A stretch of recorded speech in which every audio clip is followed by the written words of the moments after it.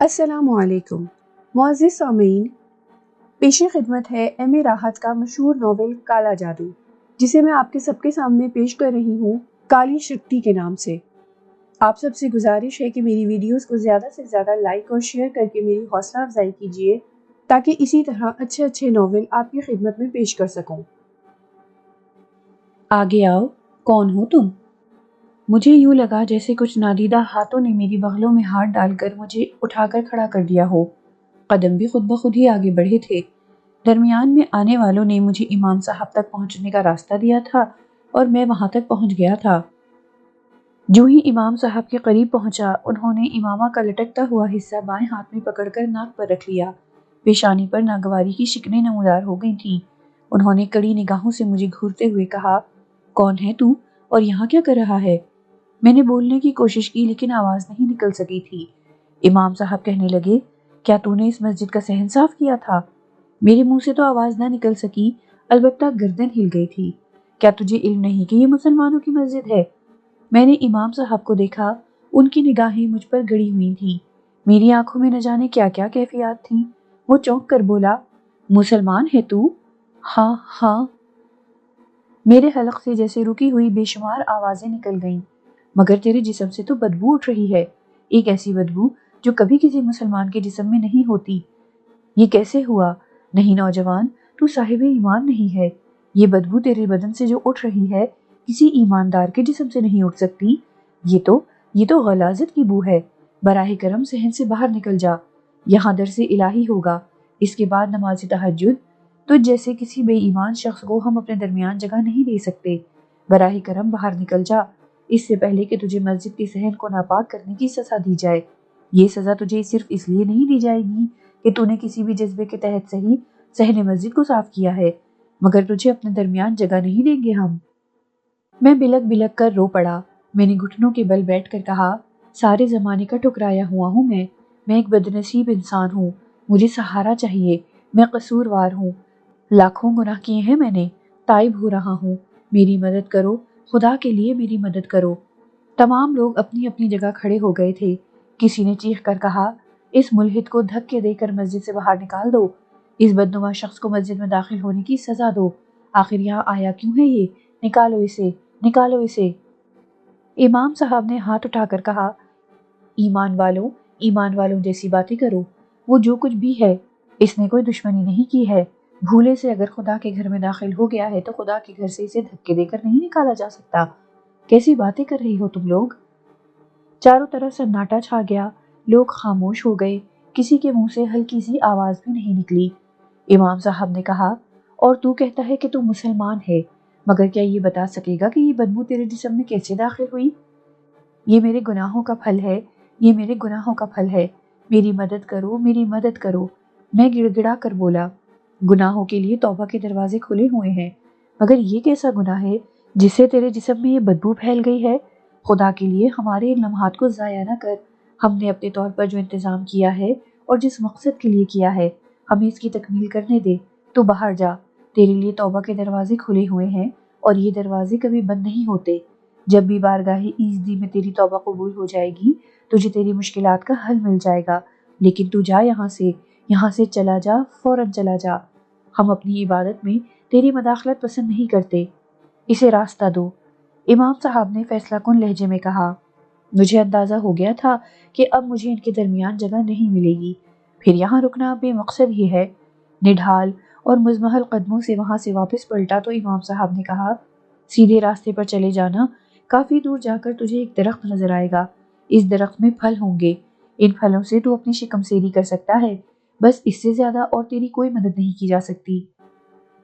میں نے کچھ نہ سنا، نہ جانے کیسے کیسے خیالات دل میں آ رہے تھے، جو کچھ ہوا تھا اس پر غور بھی نہیں کر پا رہا تھا۔ میں یہ احساس تھا کہ میرے جسم میں ایک ایسی بو اٹھنے لگی ہے جو کسی مسلمان کے جسم میں کبھی نہیں پیدا ہوتی، اور اس بو کی وجہ میں جانتا تھا۔ بھوریا چرن نے میرے وجود میں کفر اتار دیا تھا۔ یہ کفر میرے دل پر اثر انداز نہیں ہو سکتا تھا، میرے دماغ تک نہیں پہنچ سکا تھا، لیکن جسم غلیظ ہو گیا تھا، اور بقول امام صاحب کے جسم سے وہ بو اٹھ رہی تھی جو ان کے لیے ناقابل برداشت تھی۔ آہ، جو کچھ ہوا ہے، جو کچھ بھی ہوا ہے، میں کافی حد تک میرا قصور ہے، बल्कि कसूर ही मेरा है। बिला शुबा इंसान को इसकी हैसियत से ज्यादा मिल जाए तो वो भूल जाता है, अपने आप को खो जाता है। लेकिन एक लम्हा, सिर्फ एक लम्हा ऐसा आता है जिसके बाद सारी उम्र की तौबा भी नाकाफी साबित होती है। जो हो गया था वो हो गया था, बेइज्जत करके हर जगह से निकाला जा रहा था, पूरिया बस्ती से भी और अब इस मस्जिद से भी। आह, ये सब कुछ मेरे लिए अजहद जरूरी था। गुनाहों की सजा में जिस कदर तजलील हो कम है। वहां से भी चल पड़ा, कोई मंजिल तो थी नहीं, बस चलता रहा और फिर किसी शहरी आबादी के आसार नजर आने लगे। उजाला फैल रहा था, कदम इस तरफ बढ़ गए। बस्ती के पहले मकान से शंख बजने की आवाज सुनाई दी। इसके बाद पीतल का घंटा कई बार बजा और फिर एक मोटी भद्दी आवाज सुनाई दी। भजन किस्म की कोई चीज थी, लेकिन इसके बोल बड़े दिल दहला देने वाले थे और इनका मफहूम समझ में आ रहा था। जब तक हसन रहियो चोला में, चोला जब तक बनो रहियो, जिस्म में जब तक रूह रही, जिस्म बरकरार रहा। उड़ गईयो हंस, रह गई माटी, लोन हारो किधर गईयो। रूह जिस्म से निकल गई तो बस मिट्टी का बदन रह जाता है, और जब तक चिराग में तेल रहता है चिराग जलता रहता है। तेल खत्म हुआ, चिराग की बत्ती जल गई, तब फिर इस रोशनी को पैदा करने वाला कौन हो सकता है। भजन के इन अल्फाज ने जहन के न जाने कौन से गोशों को छू लिया था। देर तक वहीं खड़ा इन अल्फाज पर गौर करता रहा। जब गर्दन घुमाई तो ऊपर से बरहना जिस्म के मालिक, धोती बांधे हुए, माथे पर तिलक लगाए एक भारी बदन के शख्स को देखा। चेहरे पर शोखी सी छाई हुई थी, दोनों हाथ कमर पर रखकर मुझे घूर रहा था। मुझसे निगाह मिली तो गर्दन मटकाते हुए बोला, आज भी रह गए महाराज, आज भी कामयाबी नहीं हुई तुम्हें। जी, मैंने हैरान निगाहों से उसे देखा। भैंस खोलने आए थे पंडित काशीराम की? अरे बहुत दिन से तुम हमारी भैंस की ताक में हो और हम तुम्हारी ताक में, आज मिलाप हो ही गया। अरे दया करो महाराज, दया करो, गरीब आदमी है, इस भैंस के अलावा इस संसार में अपना कोई नहीं है। अरे इसी के दूध पर जीवन गुजारा कर रहे हैं, क्या करोगे इसे ले जाकर। मुझे हंसी आ गई। मैंने आहिस्ता से कहा, नहीं पंडित जी, मैंने तो आपकी भैंस देखी भी नहीं, भला इसे चुराने का ख्याल कैसे आता मेरे दिल में। तो फिर क्या यहाँ पूजा कर रहे हो खड़े खड़े? वो किसी कदर तंजिया लहजे में बोला। आप भजन गा रहे थे, इसे सुनने के लिए खड़ा हो गया था। अरे अरे अरे, भजन सुनना है तो बैठकर सुनो भैया, ऐसे क्यों खड़े हो जैसे भैंस चुराने आए हो। आओ आओ, तुम्हें और भी बहुत से भजन सुनाएंगे। एक तुम हो कि हमारा भजन सुनकर चलते चलते रुक गए, और एक वो है जो कहती है कि भैंस की और हमारी आवाज में कोई फर्क ही नहीं है। जरा आओ बताओ इसे, क्या भजन गाते हैं हम। इसने आगे बढ़कर मेरा हाथ पकड़ा और अहाते से अंदर ले गया। छोटा सा मकान था, बड़ा सा दरवाजा। इसी छोटे से अहाते के एक गोशे में भैंस बंधी हुई थी। इसके आगे खाने पीने का सामान पड़ा हुआ था। एक तरफ बानों से बुनी हुई झलंका चारपाई जो बैठने के लिए थी, और काशीराम ने मुझे उसी चारपाई पर बिठा दिया था और खुद मुझसे कुछ फासले पर पत्थर से बनी हुई एक सिल पर बैठ गए।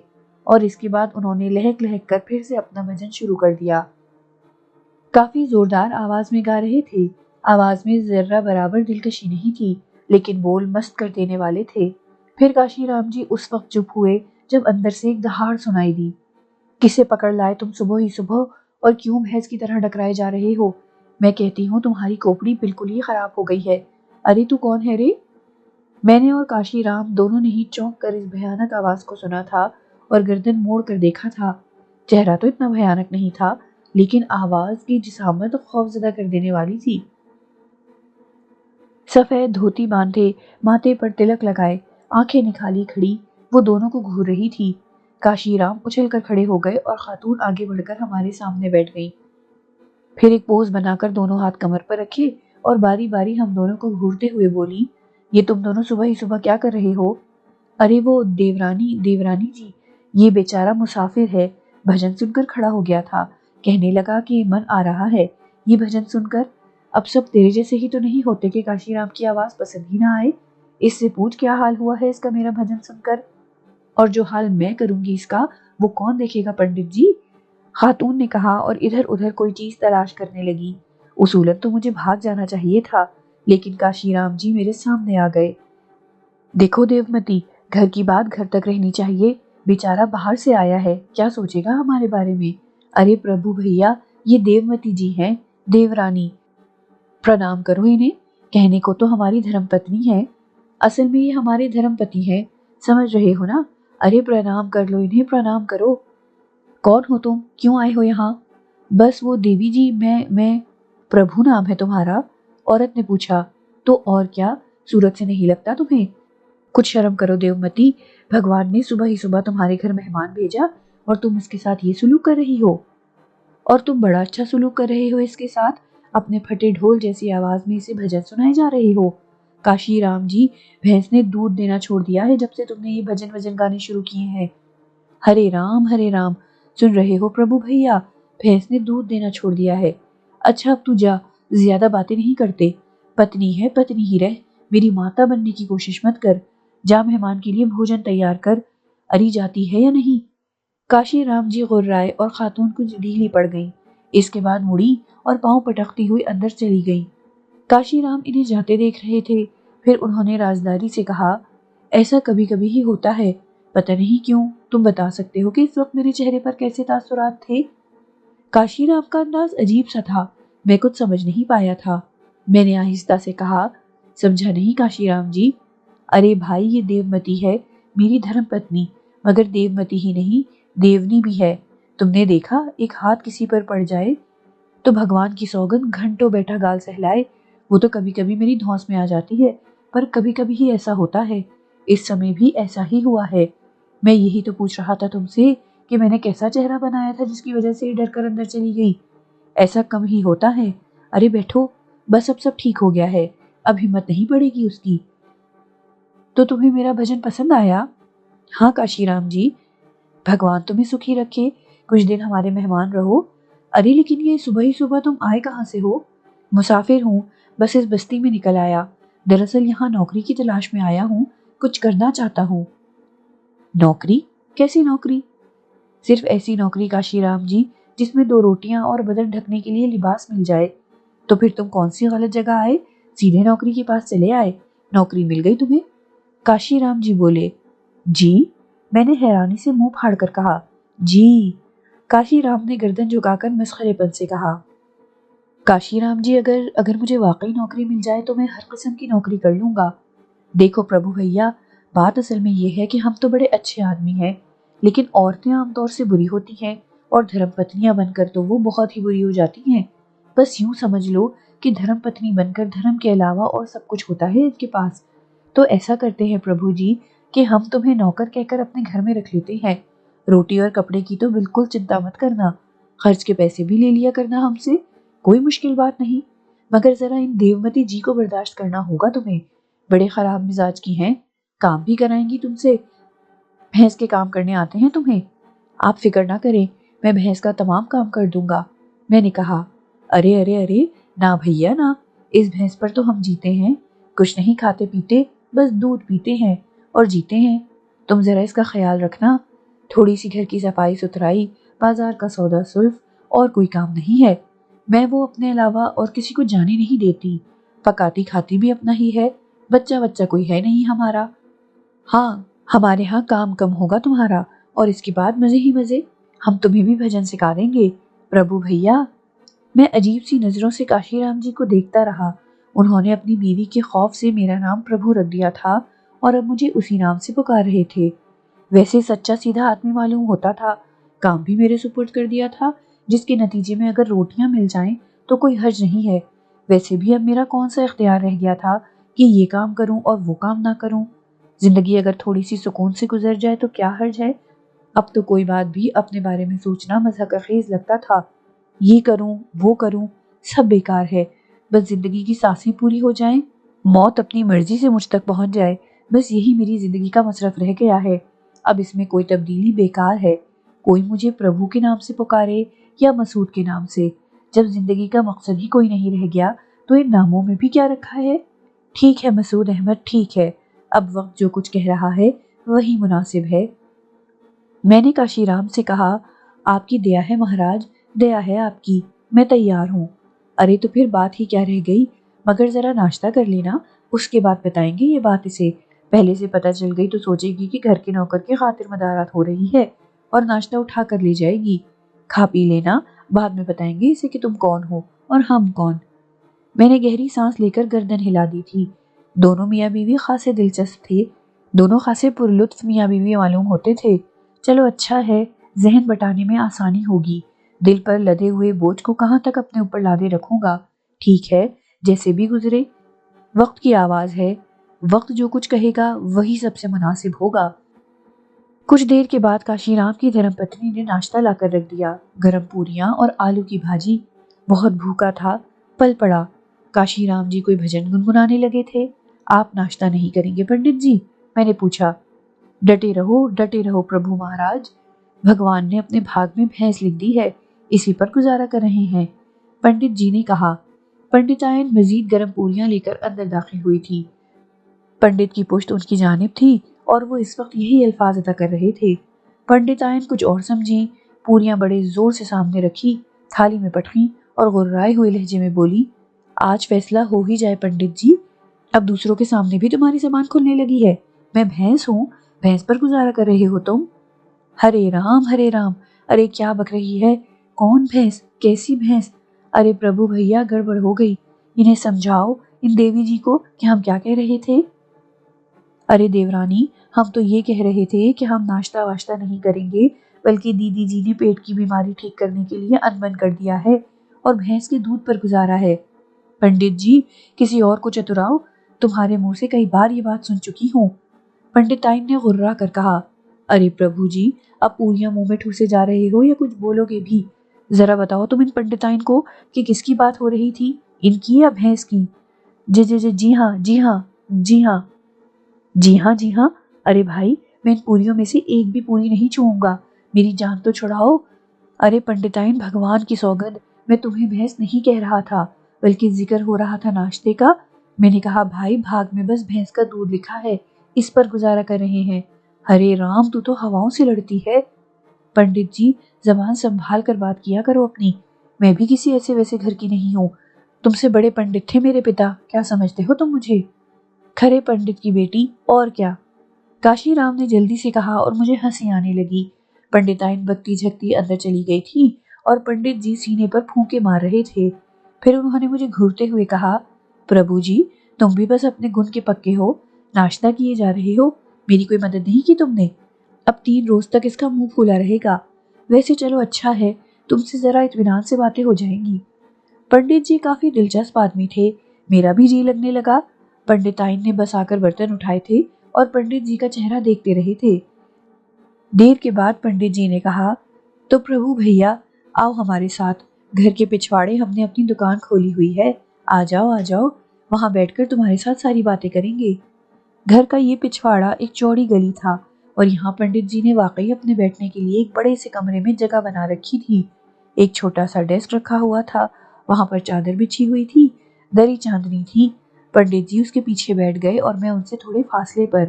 پھر میں نے ان سے پوچھا، آپ کیا کرتے ہیں پنڈت جی؟ بڑے مہان ہیں ہم، بس بھگوان جس کام سے 2 روٹی دے دیتا ہے وہ کر لیتے ہیں۔ جوتش ودیا بھی جانتے ہیں، حالانکہ ستاروں سے ہماری کبھی نہیں بنی، ہمیں دیکھ کر ہمیشہ الٹے سیدھے ہو جاتے ہیں اور مجال ہے جو کبھی صحیح بات بتا دیں۔ مگر ایک بات ہے، ان کا الٹا سیدھا پن بھی اپنے کام آ جاتا ہے، ہم بھی لوگوں کے ہاتھ کی ریکھائیں دیکھ کر الٹی سیدھی باتیں ہی بتا دیتے ہیں، بس جیسے ستارے ویسی بات، کام چل رہا ہے۔ اس کے علاوہ کبھی کسی کے گھر میں بھجن کیرتن ہو تو بھلا پنڈت کاشی رام کے بغیر کیسے ہو سکتا ہے؟ کتھا کہہ دی، کام چل گیا، شادی بیاہ کی مہورتیں نکالتے ہیں، جو کام ہوا کر ڈالا۔ ویسے اپنا صحیح دھندا جیوتش ہی ہے، اور پربھو جی نمک کھا چکے ہو اپنا، اس لیے شاباش ہے کہ نمک حرامی نہیں کرو گے، بتا چکے ہیں ہم تمہیں کہ ہم جیوتش نہیں آتی۔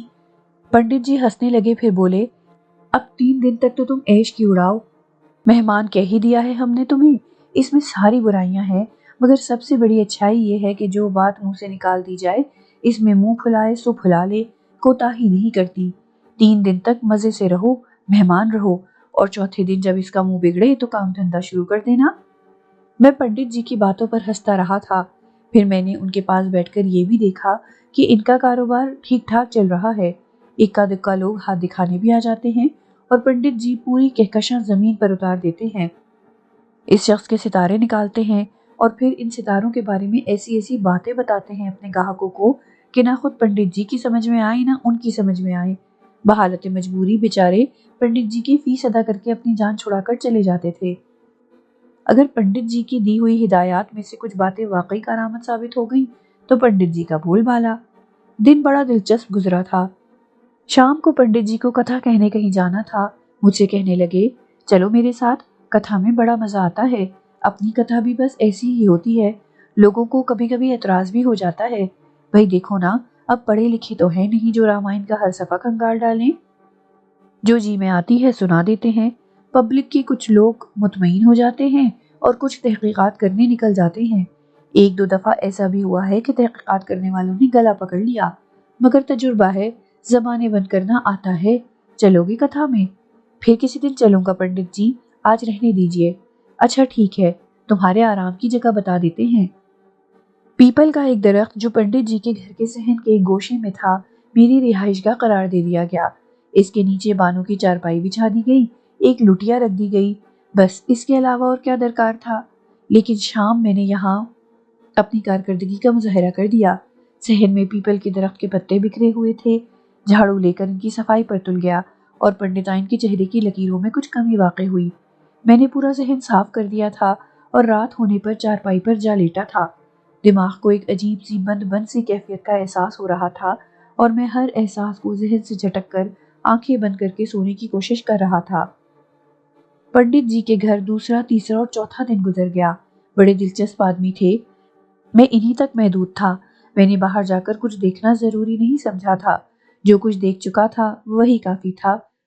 چوتھے دن پنڈتائن ساڑھی کا پلو کمر کے گرد اڑ سے پنڈت جی کے سامنے آ کھڑی ہوئی۔ ایک دن کا مہمان، 2 دن کا مہمان، 3 دن کا مہمان، کیا تمہارا یہ مہمان ہمارے لیے بلائے جا نہیں ہو گیا؟ انہوں نے آنکھیں نکالتے ہوئے کہا۔ ارے ارے، بکے جا رہی ہے، بکے جا رہی ہے، یہ بات پیچھے بھی تو کی جا سکتی تھی۔ میں عورت ہوں کھری، جو کہتی ہوں سامنے کہتی ہوں۔ کب تک یہ مہمان رہے گا ہمارے ہاں؟ یہ مہمان ہے کہاں پنڈتائن، میں نے تو اسے گھر کے کام کاج کے لیے رکھ لیا ہے۔ 2 روٹی کھائے گا، سال سوا سال میں 1 جوڑی کپڑے بنا دیں گے اور بس۔ پنڈت جی نے کہا اور پنڈتائن اس سے خوش ہو گئیں۔ انہوں نے اس حقیقت سے مجھے بخوشی قبول کر لیا تھا۔ کیا برا تھا؟ ویسے بھی کون سے نخرے تھے، بس بیکار زندگی کا بوجھ جیسے کہیں بھی رہ کر گھسیٹا جا سکتا تھا۔ اب تو آرزوئیں بھی مرتی جا رہی تھیں۔ کب تک زندہ رکھتا اپنے آپ کو، کیسے زندہ رکھتا؟ صحن کی جھاڑو، اس کے بعد بھینس کی دیکھ بھال، سانی بنانا، اسے نہلانا، پھر گھر کی ساری صفائی، بازار کا سودا سلف لانا، یہ میری ذمہ داری تھی۔ ویسے ذمہ داری معمولی نہیں تھی، صبح منہ اندھیرے اٹھتا تو شام ہی ہو جاتی تھی۔ یہ ساتھ بھی مشکل سے ہی ملتا تھا، البتہ وہ جب بھی مجھ سے ملتے ان کی آنکھوں میں تعصب کے آثار نظر آنے لگتے تھے۔ میرا حلیہ خراب سے خراب تر ہوتا گیا۔ پنڈت جی نے ایک شام مجھ سے کہا، ایسے تو تیری ارتھی نکل جائے گی پربھو، مر جائے گا تو کام کاج کرتے کرتے۔ یہ آج کل کچھ زیادہ ہی کام ہونے لگا ہے، دیکھا تو نے، عورتیں ایسی ہی ہوتی ہیں۔ شادی مت کریو کبھی بالک، یہ ہماری ہدایت ہے تجھے، ورنہ اس سے زیادہ کام پڑ جائیں گے۔ مگر کچھ کرنا پڑے گا تیرے لیے، تجھے اتنا کام کرتے دیکھ کر تو ہمیں بڑا ہی افسوس ہوتا ہے۔ نہیں پنڈت جی، ایسی کوئی بات نہیں، کاموں میں تو جی لگ جاتا ہے اور دن گزرنے کا پتہ بھی نہیں چلتا۔ انگ انگ جو ٹوٹ جاتا ہوگا اس بات کی کمی نہیں کرے گا۔ آدمی تو شریف ہے پربھو، اس میں کوئی شک نہیں ہے۔ سوچیں گے تیرے لیے، سوچیں گے کہ کیا کریں۔ پنڈت جی اگر سوچ رہے ہوں تو سوچ رہے ہوں، میں کچھ سوچ نہیں رہا تھا۔ یہاں رہ کر دل و دماغ کو ایک عجیب سا سکون ملا تھا۔ میں نے ساری سوچیں بھی ذہن سے نکال ڈالی تھی، وہ رشتے، وہ ناتے جن کی تڑپ نے دل کو مایوسیوں کے اندھیرے میں ڈبو دیا تھا، سب کچھ بھلا دیا تھا میں نے۔ صبح جاگتا اور اپنے کاموں کا آغاز کر دیتا، پنڈت جی کے بھجن سننے کو ملتے اور پنڈتائن کی جھڑکیاں اور گالیاں۔ انہوں نے سب کچھ بھول کر ایک مالکن کا رخ اختیار کر لیا تھا، ایک بے حد بدمزاج مالکن کا۔ ہر کام میں کیڑے نکالتی تھی، بات بات پر جھڑکیاں سناتی تھی، لیکن مجھے کوئی بات بری نہیں لگتی تھی۔ میں جانتا تھا کہ میری تذلیل ہو رہی ہے اور ہو سکتا ہے یہی چیز میرے لیے باعث نجات بن جائے، مگر پنڈت کے انداز میں اب سنجیدگی پیدا ہو گئی تھی۔ پنڈتائن سے عموماً ڈرے ڈرے رہتے تھے، کچھ کہنے کی مجال نہیں ہوتی تھی۔ کوئی ایسی ترکیب سوچ رہے تھے شاید جس سے بقول ان کے میرا کلیان ہو سکے۔ پھر ایک دن چھٹی کا دن تھا، غالباً کوئی ہلکا پھلکا تہوار بھی تھا۔ پنڈتائن نے صبح ہی صبح مجھ سے سارے گھر کی صفائی کرائی تھی اور میرے سر پر کھڑے ہو کر ایک ایک چیز کی نگرانی کرتی رہی تھی۔ پنڈت جی بیٹھے ہوئے اچانک ہی انہوں نے مجھ سے کہا، پربھو تو نے اپنا ہاتھ نہیں دکھایا کبھی مجھے؟ ہاتھ؟ میں نے پنڈت جی کو دیکھا۔ ہاں دیکھے تو صحیح تیری ریکھائیں کیا کہتی ہیں۔ بس بس دماغ مت خراب کرو اس کا پنڈت جی، اس کی ریکھائیں جو کچھ کہتی ہیں وہ تمہیں کبھی نہیں معلوم ہوگا، بیکار اس کا من خراب کرو گے، کام کرنے دو اسے۔ ارے بھگوان، کچھ پتہ تو چلنا چاہیے کون کتنے پانی میں ہے، میں تو یہ دیکھنا چاہتا ہوں کہ اس کے ہاتھ میں چوری کی لکیر ہے یا نہیں۔ چوری کی؟ تو اور کیا، گھر کھلا رہتا ہے، کسی دن بھینس لے کر نکل گیا تو بتا، کیا تو مجھے دوسری بھینس خرید کر دے سکے گی؟ پنڈتائن ہول کر خاموش ہو گئی۔ پنڈت جی نے ایک آنکھ دبائی اور میرا ہاتھ اپنے ہاتھ میں لے کر سامنے کر لیا، کان سے پینسل نکال کر کاغذ پر لکیریں کھینچنے لگے اور پھر یکدم اچھل پڑے۔ ہائے بھگوان، ہے بھگوان، یہ میں نے کیا کیا؟ پنڈتائن قریب ہی کھڑی ہوئی تھی، چونک کر بولی، ہائے رام، کیا ہو گیا؟ اری ستیہ ناس، تو نے اپنے ساتھ میری بھی لٹیا ڈبو دی۔ پنڈت جی انتہائی خوفزدہ لہجے میں بولے۔ پنڈتائن کے چہرے کا رنگ بھی بدل گیا تھا، قریب آ کر بیٹھ گئی اور بولی، کیا ہو گیا، کیا ہو گیا؟ بس یہ سمجھ لے جو ہو گیا وہ بہت برا ہو گیا، اور جو کچھ ہو چکا ہے اس سے آگے نہیں ہونا چاہیے۔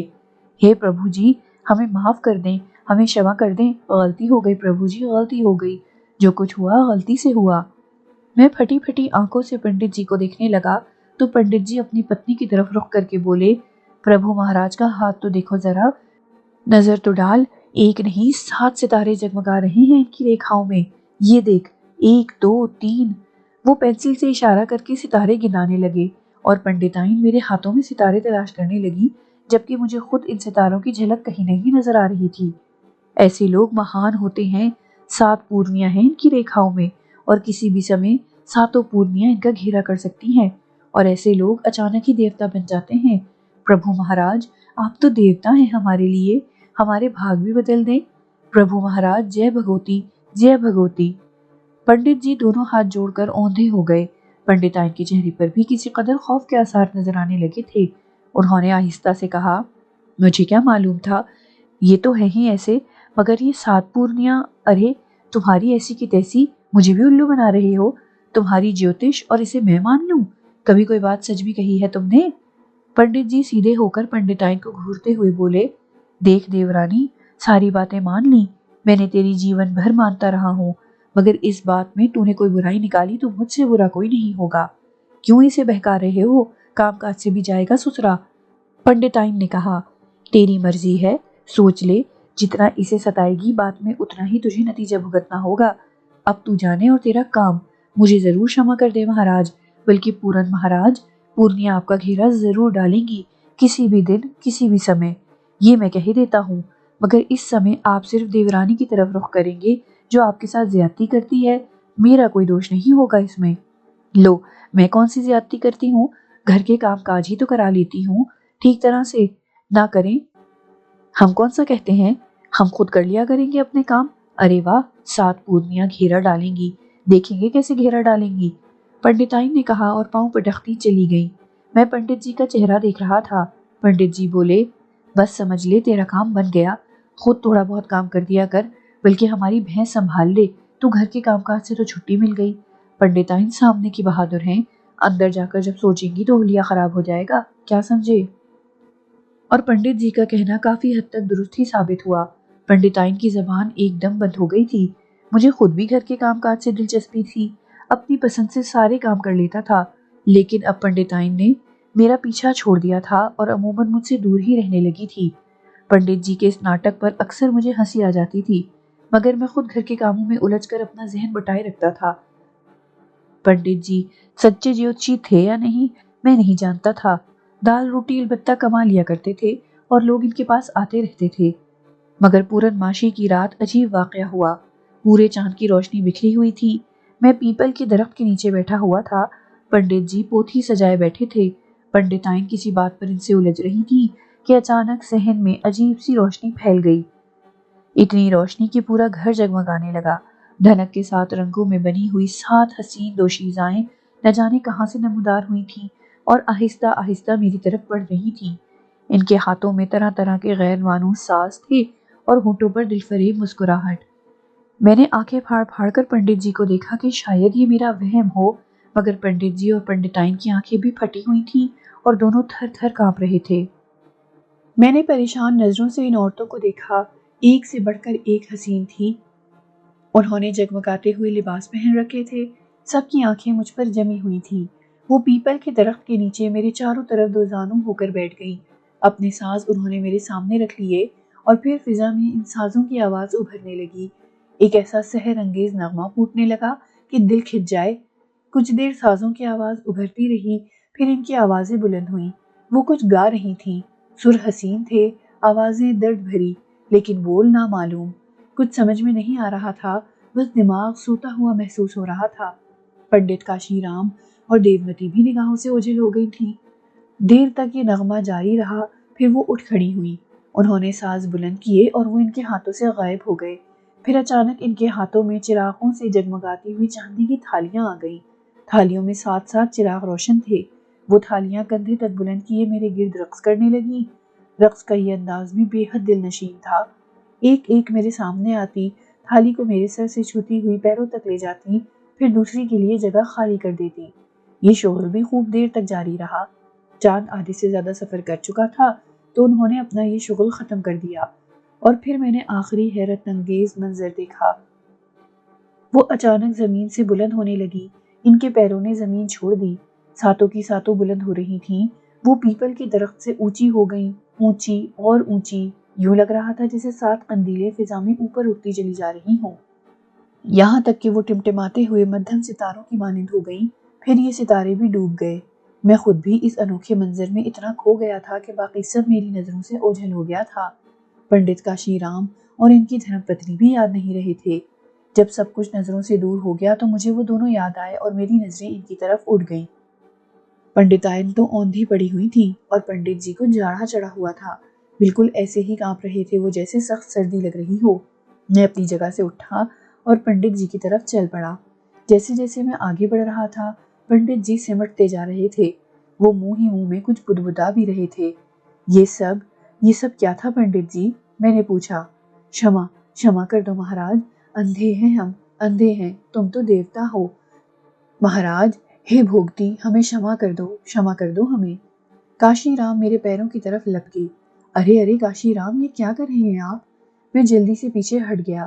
جے بھگوتی، شمع کر دو ہمیں، اسے بھی شمع کر دو، ہم نے تو ٹھٹول کیا تھا، ہمیں کیا معلوم تھا کہ تم سچ مچ پورن بھگت ہو۔ ہے پورن بھگت، ہمیں شمع کر دو۔ اری اٹھ اندر چل، یہ بے ہوش ہو گئی ہے مہاراج، اسے معاف کر دو۔ ہم سنسار باسی کیا جانے کون کس روپ میں ہے۔ میری بات سنیں پنڈت جی، میں نے پریشان ہو کر کہا۔ بس ایک بار مہاراج، ہم سچے جیوتشی نہیں ہیں، ناٹک کرتے ہیں پیٹ بھرنے کے لیے۔ دیومتی، اری اٹھ جا کمبخت، اری اٹھ جا ورنہ ماری جائے گی۔ پنڈت جی دہشت کے عالم میں بے ہوش پنڈتائن کو جھنجھوڑنے لگے۔ وہ میری کچھ نہیں سن رہے تھے، بس اپنی کہے جا رہے تھے۔ میں پانی لاتا ہوں، میں نے کہا اور پانی لینے چل پڑا۔ خود میری سمجھ میں کچھ نہیں آیا تھا۔ پانی لایا، پنڈتائن کو خوب نہلایا گیا، تب کہیں جا کر وہ ہوش میں آئیں۔ مجھے دیکھ کر چیخ ماری اور پنڈت جی سے لپٹ گئیں۔ ارے گرائے گی کیا، ہتنی کی ہتنی ہو رہی ہے، ارے سیدھی ہو، چل اندر چل۔ پنڈت جی نے انہیں دھکا دیا، وہ خود میری طرف نہیں دیکھ رہے تھے۔ بمشکل تمام وہ پنڈتائن کو سنبھالے اندر داخل ہو گئے۔ پھر انہوں نے دروازہ بھی اندر سے بند کر لیا، حالانکہ اس سے پہلے یہ دروازہ کبھی بند نہیں ہوتا تھا۔ میں بے بسی سے سب کچھ دیکھتا رہا، سمجھ میں نہیں آ رہا تھا کہ ان لوگوں کو کیسے سمجھاؤں۔ میں تو خود ان سے سمجھنا چاہتا تھا۔ پھر کچھ نہ بن سکا تو واپس آ کر اپنی چارپائی پر لیٹ گیا۔ وہ انوکھا منظر بار بار آنکھوں میں آ رہا تھا۔ نہ جانے وہ کون تھی اور یہ سب کچھ کیا کر رہی تھی۔ پیپل کے پتوں کو تکتے تکتے نیند آ گئی اور پھر گہری نیند نے سب کچھ بھلا دیا۔ صبح کو ہمیشہ جلدی آنکھ کھل جاتی تھی، عادت پڑ گئی تھی اس کی۔ پنڈتائن دودھ دھونے کی بالٹی ایک مخصوص جگہ رکھ دیا کرتی تھی اور میں جاگ کر پہلا کام یہی کیا کرتا تھا۔ اس وقت بھی جاگ کر ادھر ہی رخ کیا، مگر دودھ کا برتن اپنی جگہ موجود نہیں تھا، اور اسے نہ پا کر مجھے رات کے واقعات ایک دم یاد آ گئے تھے۔ میں اچھل پڑا، آنکھیں زور زور سے بند کر کے کھولی۔ رات کے واقعات خواب نہیں تھے۔ پنڈت جی خوفزدہ ہو کر اندر جا گھسے تھے اور انہوں نے دروازہ اندر سے بند کر لیا تھا، اور شاید اسی خوف کے عالم میں آج دودھ کا برتن بھی اپنی جگہ نہیں پہنچا تھا۔ کچھ دیر سوچتا رہا، پھر آگے بڑھ کر بند دروازے کے قریب پہنچ گیا، مگر قریب پہنچ کر اندازہ ہوا کہ وہ دروازہ کھلا ہوا ہے۔ پنڈت جی، چاچی جی، دودھ کی بالٹی دے دیں؟ میں نے آواز لگائی مگر اندر خاموشی ہی رہی۔ دروازے کو دھکیل کر میں اندر داخل ہو گیا۔ پہلے بھی اندر آ چکا تھا، دوسری اور تیسری بار بھی آواز دینے پر جواب نہیں ملا تو یہ خیال گزرا کہ دونوں گھر میں نہیں ہے۔ رسوئی سے دودھ کی بالٹی لے کر بھینس کے پاس آ گیا اور اپنا کام مکمل کر کے دودھ گرم کر کے چولہے پر رکھ دیا۔ بھوک لگ رہی تھی، دودھ کا ایک گلاس پی کر باہر نکل آیا، احاطہ صاف کیا۔ پنڈت جی اور پنڈتائی نہ جانے کہاں چلے گئے تھے۔ انتظار کرتا رہا، 10 بجے، پھر 12 بجے، پھر 1 اور 2۔ اب بات پریشانی کی تھی، کہاں گئے وہ دونوں؟ پہلے تو سوچا تھا کہ ہو سکتا ہے کسی کام سے نکل گئے ہوں، مگر اب تو آدھا دن گزر چکا تھا۔ اچانک دل میں خیال آیا کہ کہیں خوفزدہ ہو کر گھر سے بھاگ تو نہیں گئے۔ اس تصور سے خود حیرت زدہ رہ گیا۔ گھر ان کا تھا، ان کے بغیر تو یہاں رہنے کا تصور بھی نہیں کر سکتا تھا۔ ایسا ہی ہوا ہے، اب انہیں کہاں تلاش کروں؟ وہ اس گھر کے مالک ہیں، اگر میری وجہ سے خوفزدہ ہوئے ہیں تو مجھے گھر چھوڑ دینا چاہیے۔ وہ کہاں چلے گئے؟ انہیں کہاں تلاش کروں؟ ہو سکتا ہے کسی سے پوچھنے سے پتہ چل جائے۔ احاطے میں دھوپ چلچلا رہی تھی، انتہائی گرم دن تھا، مگر اس خیال کے بعد گھر میں بیٹھے رہنا بھی ممکن نہیں تھا۔ چنانچہ احاطہ عبور کر کے دروازے پر آ گیا۔ گرم لو کے تھپیڑوں نے مزاج پوچھا، اندر تو پھر بھی پیپل کی وجہ سے امن تھا، مگر باہر؟ پھر دفعتاً ان بے شمار لوگوں پر نظر پڑی جو پنڈت جی کے گھر کے سامنے والے میدان میں سر نہواڑے بیٹھے ہوئے تھے۔ میلے کچیلے چیتھڑوں میں ملبوس وہ قطاریں بنائے بیٹھے ہوئے تھے، بالکل خاموش۔ حیرانی سے آگے بڑھا اور ابھی ان سے چند قدم دور تھا کہ اچانک وہ اچھل اچھل کر کھڑے ہونے لگے۔ تب میں نے انہیں بغور دیکھا اور میرے بدن میں خون کی گردش رک گئی۔ وہ انسان نہیں تھے، لاتعداد بھیانک صورتیں میرے سامنے تھیں، چھوٹے چھوٹے قد، چیتھڑوں میں لپٹے، پتلی ٹانگیں، سوکھے ہاتھ، گنجے سر اور بڑی کھوپڑیاں۔ دہشت کے عالم میں پلٹا اور دروازے سے اندر گھس جانا چاہا، مگر دروازہ؟ وہاں تو کوئی دروازہ نہیں تھا۔ پنڈت جی کا گھر ہی غائب ہو گیا تھا، وسیع میدان پیچھے نظر آ رہا تھا۔ میں آنکھیں پھاڑ کر رہ گیا، پنڈت جی کا مکان کہاں رہ گیا؟ پھر گڑبڑ شروع ہو گئی۔ پھر کسی نئی مصیبت نے میری طرف رخ کیا۔ اب کیا کروں؟ کیا پوری بستی ہی غائب ہو گئی؟ کیا؟ مگر سامنے کے رخ پر بہت دور مکانات نظر آ رہے تھے اور میرے لیے اس کے سوا کوئی چارہ نہیں تھا کہ اب ان کے درمیان سے گزر کر آگے بڑھوں۔ لرزتے دل کو سنبھال کر آگے بڑھا اور وہ اس طرح ادب سے پیچھے ہٹ گئے جیسے مجھے راستہ دینا چاہتے ہوں۔ میں ان کے بیچ سے نکل کر آگے بڑھا تو پورا مجموعہ میرے ساتھ ہو لیا۔ وہ مارچ پاسٹ کرتے ہوئے میرے پیچھے آ رہے تھے، دم ہی نکلا جا رہا تھا۔ خوف کے عالم میں سوچنے سمجھنے کی قوتیں گم ہو گئی تھیں۔ دفعتاً ٹھوکر لگی اور گرنے سے بچنے کے لیے کئی قدم دوڑنا پڑا۔ شیطانی گروہ پیچھے رہ گیا اور میں نے اس موقع سے فائدہ اٹھایا، ایک دم دوڑ لگا دی تھی، مگر خدا کی پناہ انہوں نے بھی دوڑنا شروع کر دیا تھا۔ ان کے قدموں کی دھمک اور ہولناک آوازیں سن کر گھروں کے دروازے کھلنے لگے، مگر جب میں ان گھروں کے درمیان سے گزرا تو ہر گھر سے دہشت بھری چیخیں ابھرنے لگیں۔ اس کا مطلب ہے کہ وہ دوسروں کو بھی نظر آ رہے تھے۔ کون ہے یہ؟ کون ہے؟ یقیناً یہ بھیانک وجود انسان نہیں تھے۔ میں دوڑتا ہوا ایک بازار میں پہنچ گیا۔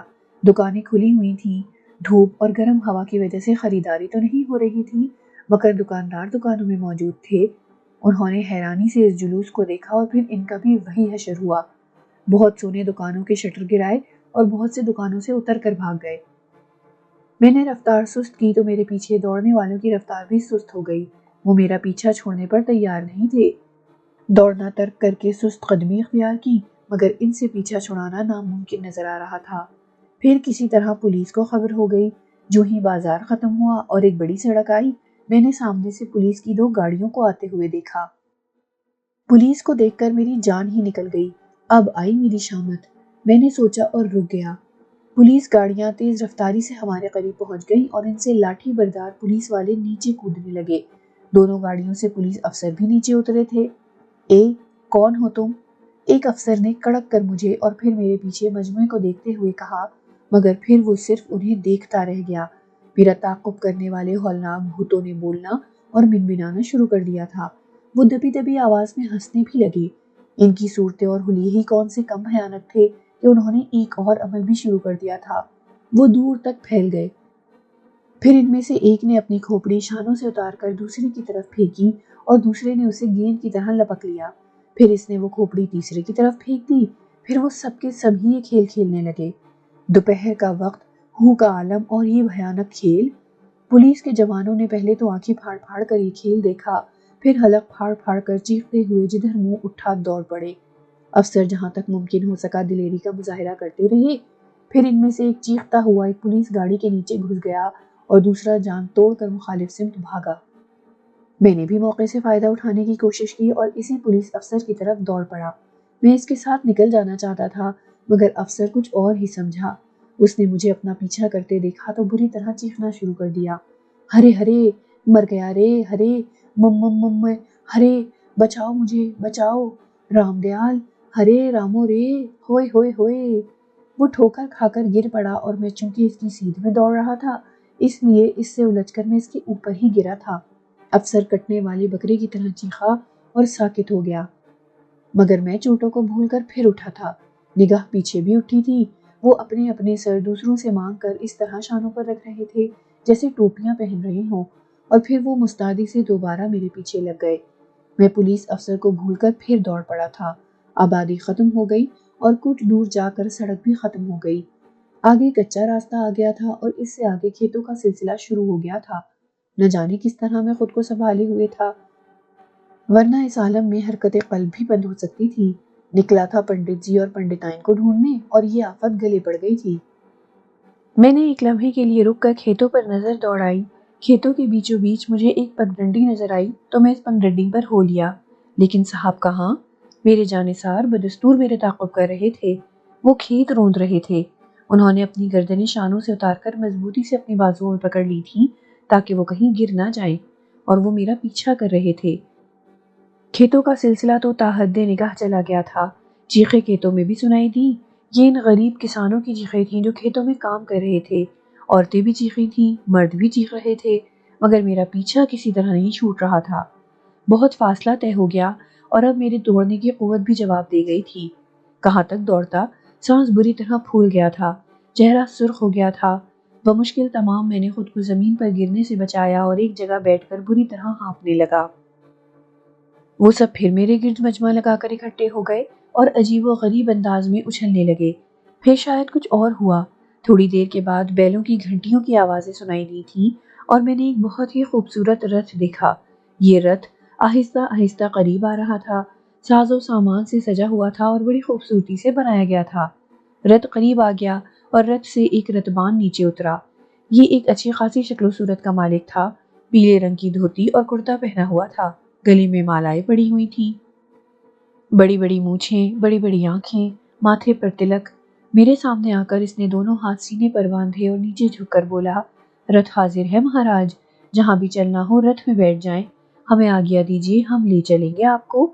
بھاگ جاؤ، میں کہتا ہوں بھاگ جاؤ یہاں سے، لے جاؤ یہ رتھ، مجھے نہیں بیٹھنا اس میں، میں کہتا ہوں بھاگ جاؤ۔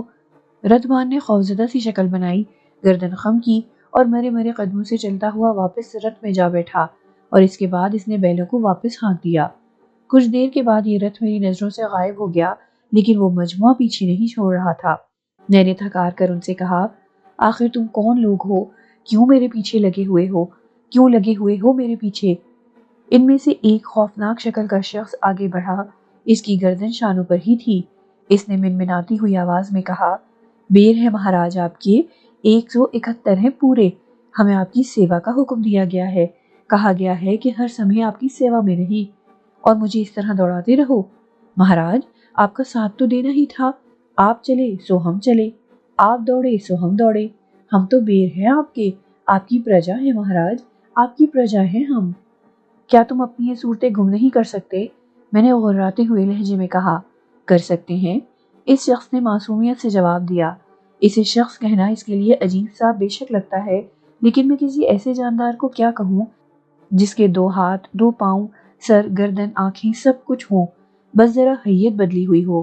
میرے ان الفاظ کے ساتھ ہی اچانک سارا مجموعہ نگاہوں سے اوجھل ہو گیا۔ میں منہ پھاڑ پھاڑ کر ادھر ادھر دیکھنے لگا۔ بڑی عجیب و غریب صورتحال تھی۔ لگ رہا تھا کہ وہ سب کے سب یہیں موجود ہیں، لیکن بس آنکھوں سے اوجھل ہو گئے ہیں۔ آہ، کیا کروں میں، کیا کروں؟ میں نے دونوں ہاتھوں سے سر پکڑ لیا۔ اتنا دوڑا تھا کہ بھوک لگنے لگی تھی۔ ایک گلاس دودھ ہی تو پیا تھا، بھلا اس سے کیا ہوتا ہے؟ میں نے خشک ہونٹوں پر زبان پھیر کر ادھر ادھر دیکھا اور اسی وقت وہ شخص پھر نمودار ہو گیا۔ بھوجن لگا دیتے ہیں مہاراج؟ اس نے میرے اندر کی آواز سن لی تھی۔ بڑا خوفناک وقت پڑا تھا مجھ پر۔ میں نے کوئی جواب بھی نہیں دیا تھا کہ دفعتاً ہی میں نے اپنے سامنے ایک قالین کھلتے ہوئے دیکھا۔ بڑا خوبصورت قالین تھا وہ، اور وہیں کچی زمین پر کھل گیا تھا، اور پھر قالین پر بے شمار پھل اور کھانے پینے کی دوسری اشیاء سجنے لگی۔ میں حیران نگاہوں سے یہ سب کچھ دیکھ رہا تھا۔ پورا قالین کھانے پینے کی چیزوں سے بھر گیا تھا۔ ہنسی بھی آ رہی تھی اپنے اوپر اور اپنے ان بیروں پر جو نہ جانے کہاں سے میرے بیر بن گئے تھے۔ میں بڑی پریشانی کے عالم میں انہیں دیکھتا رہا۔ وہ شخص اب بھی میرے سامنے اسی طرح ہاتھ باندھے کھڑا ہوا تھا، جیسے میرے دوسرے حکم کا انتظار کر رہا ہو۔ یہ سارے کے سارے بڑی انکساری کا مظاہرہ کر رہے تھے، لیکن جو چیز حقیقت ہی نہ ہو اسے تسلیم کرنا ناممکنات میں سے ہوتا ہے۔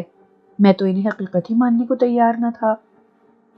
سب کالا جادو تھا، اور یہ سب جو میرے سامنے آ کر سجا تھا یہ بھی کالے جادو ہی کے زیر اثر تھا۔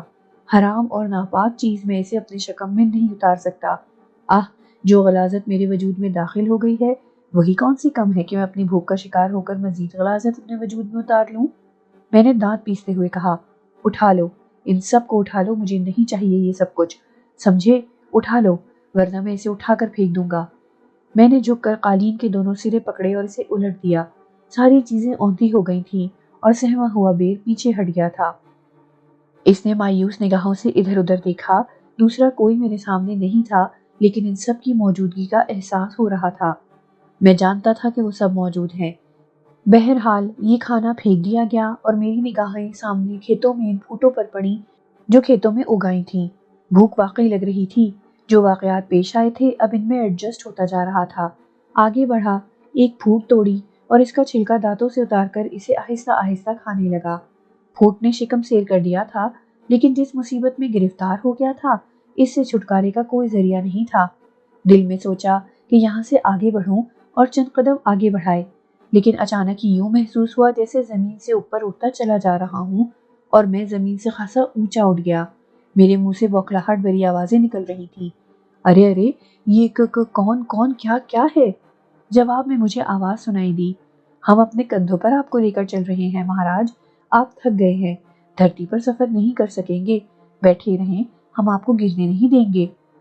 نیچے اتارو مجھے، میں کہتا ہوں مجھے نیچے اتارو، میں نے کہا، اور مجھے نیچے اتار کر کھڑا کر دیا گیا۔ وہ میری وجہ سے پریشان تھے اور میں ان کی وجہ سے پریشان تھا۔ ان بیروں کے بارے میں کچھ بھی تو نہیں جانتا تھا۔ دل کی حالت بڑی عجیب ہو رہی تھی، سخت پریشان ہو رہا تھا۔ نیچے اترا اور ایک لمحے کھڑا رہا، پھر چند قدم آگے بڑھایا، لیکن جیسے ہی پیر آگے بڑھایا پاؤں کے نیچے کوئی لجبجی سی شے محسوس ہوئی۔ دوسرا پاؤں آگے بڑھایا تو اس کے نیچے بھی بالکل ایسا ہی لگا۔ پھر یہ ہوا کہ میں قدم نہیں بڑھا رہا تھا لیکن آگے بڑھتا چلا جا رہا تھا۔ پھٹی پھٹی آنکھوں سے اپنے پیروں کے نیچے اس ذریعے کو دیکھا جو مجھے آگے بڑھا رہا تھا، تو ایک بار پھر میرے حلق سے دہشت بھری چیخ نکل گئی۔ دو بڑی بڑی مکڑیاں تھیں، اتنی بڑی کہ میرے پاؤں بآسانی ان کے جسموں سے ٹکے ہوئے تھے، اور وہ اپنے بے شمار قدموں سے مجھے آگے بڑھا رہی تھیں۔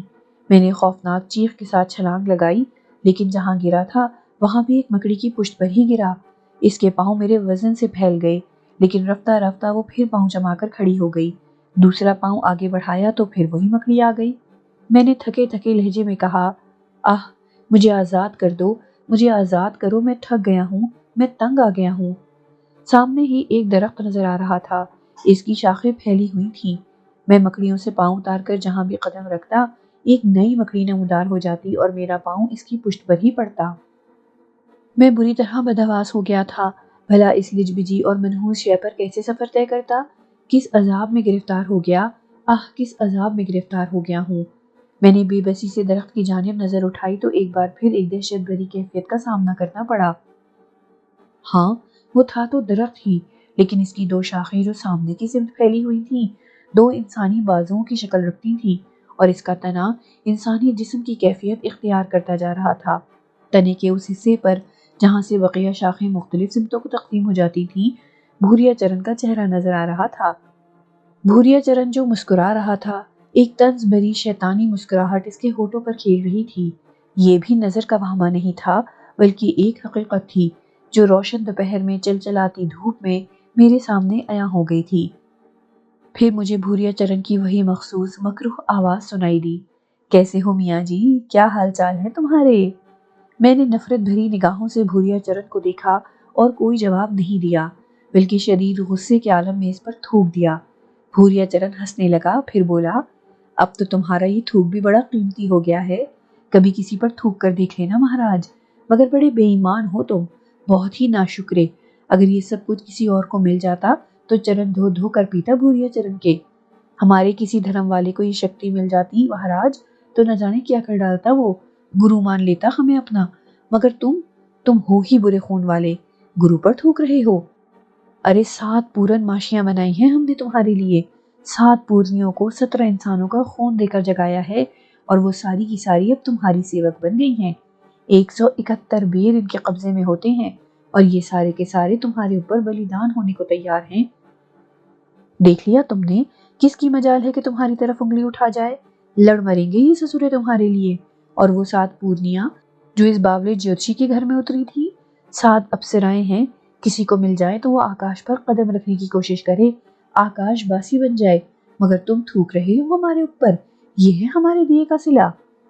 بھوریا چرن، میں ان ساری چیزوں پر لعنت بھیجتا ہوں، کمینے کتے، لعنت بھیجتا ہوں میں تیرے اس دیے پر، میں نے تحش کے عالم میں کہا۔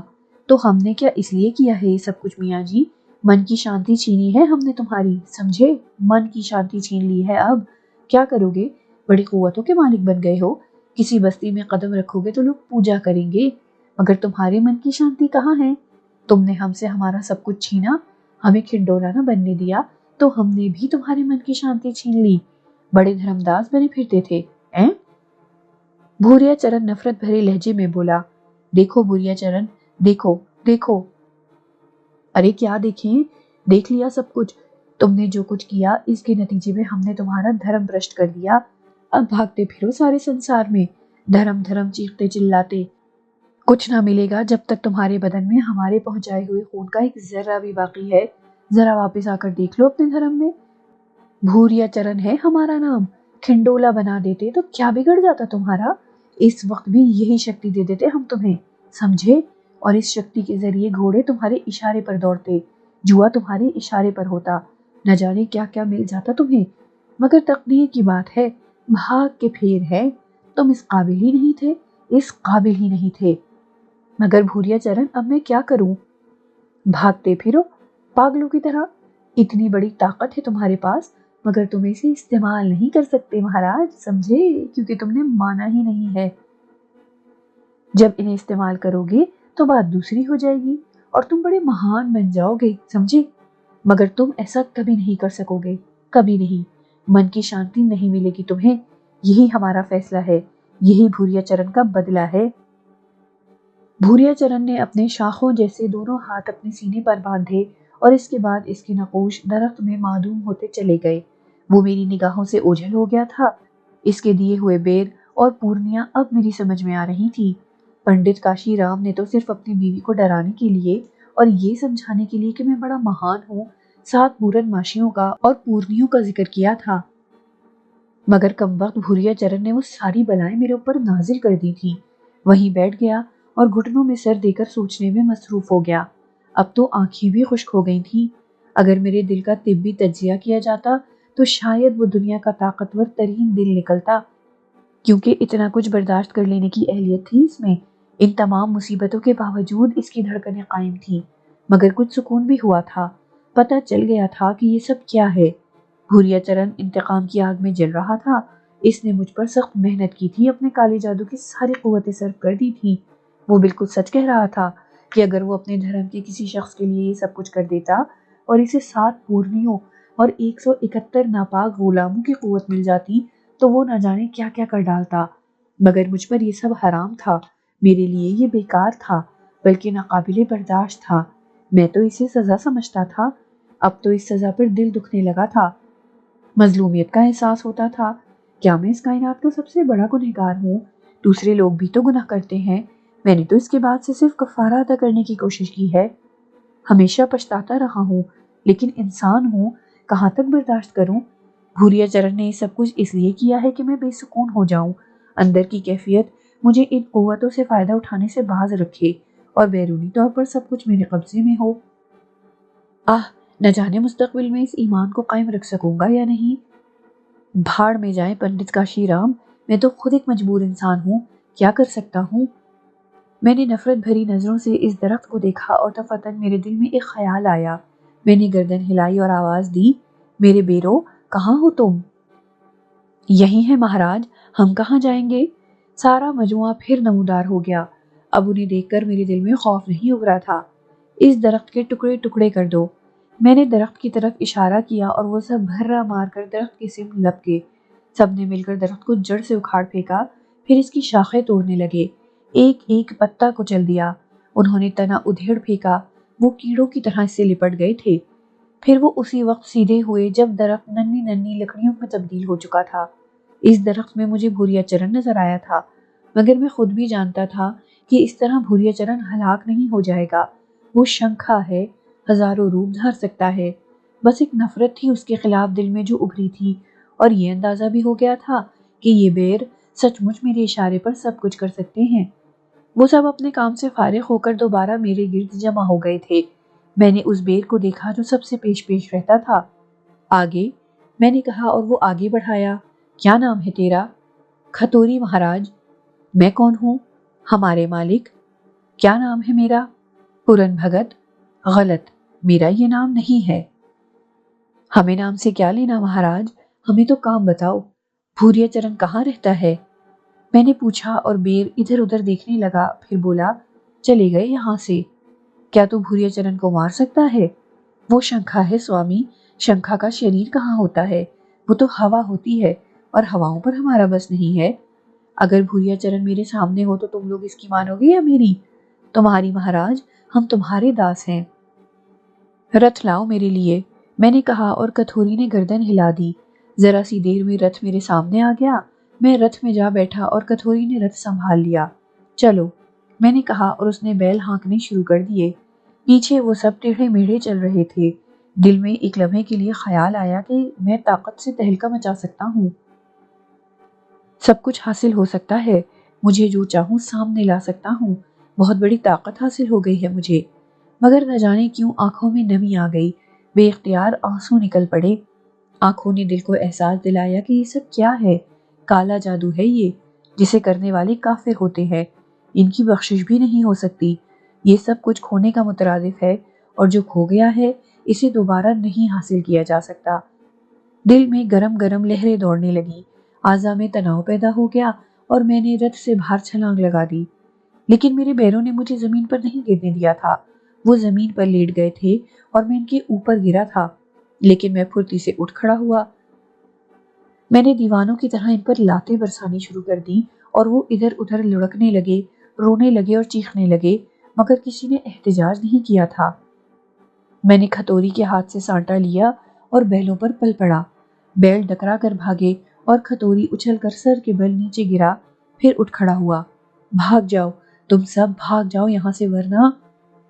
میں سانٹا لے کر ان پر پل پڑا اور وہ سب بھاگنے لگے۔ کچھ دیر میں وہ بہت دور نکل گئے اور میری نظروں سے اوجھل ہو گئے۔ بھوریا چرن کتے، تو نے میرے خون میں گندگی گھول دی ہے، مجھ سے میرا دین چھین لیا ہے، مگر میرا دین میرے دل میں ہے، کبھی نہیں چھوڑوں گا اسے۔